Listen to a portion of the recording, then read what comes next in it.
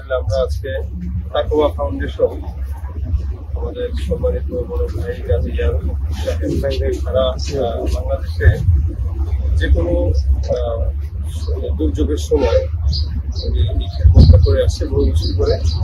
আমরা আজকে তাকওয়া ফাউন্ডেশনের কুমিল্লায় যেখানে অস্থায়ী ক্যাম্প উনি করেছেন, এই জায়গাটা আমরা আসছি পরিদর্শন। ওনার 11টা গাড়ি, এরকম বড় বড় 11টা গাড়ি ত্রাণ সহায়তা হাদিয়া আমাদের বন্ধুত্বের মাঝে দিয়ে দিয়েছে। হাদিয়া এই কারণে বললাম, কারণ আসলে অনুদান ত্রাণ এই অঞ্চলগুলোতে আমরা আছি, এটা যথেষ্ট ধনী এলাকা, স্বাবলম্বী এলাকা। এলাকাগুলোর মানুষ অন্যদেরকে দান করে অভ্যস্ত, অন্যদেরকে দিয়ে অভ্যস্ত, এরা নিয়ে অভ্যস্ত না। সেই জায়গায় আজকে যে পরিস্থিতি, এই পরিস্থিতি সম্পূর্ণ আল্লাহর তরফ থেকে পরিস্থিতি আসছে বা এটা শিকার পরিস্থিতি শিকার। এই জন্য আমরা ওনাদের কাছে আমাদের ভালোবাসা বিতরণ করছি, আমাদের হাদিয়া বিতরণ করছি, মহব্বত বিতরণ চলছে এই জায়গায়। এখানে কোনো ত্রাণ সহায়তা দেখানোর জন্য কোনো বিষয় না।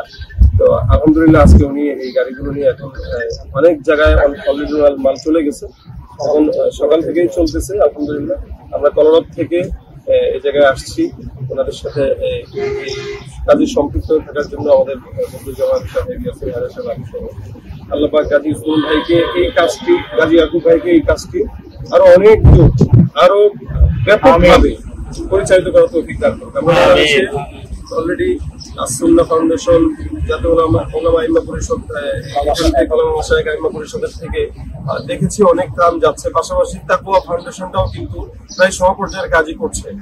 আমরা চাই এই সংগঠনের মতো এই সংগঠনটিও আরো বড় করে আল্লাহ পাক রব্বুল আলামিন কবুল করুন।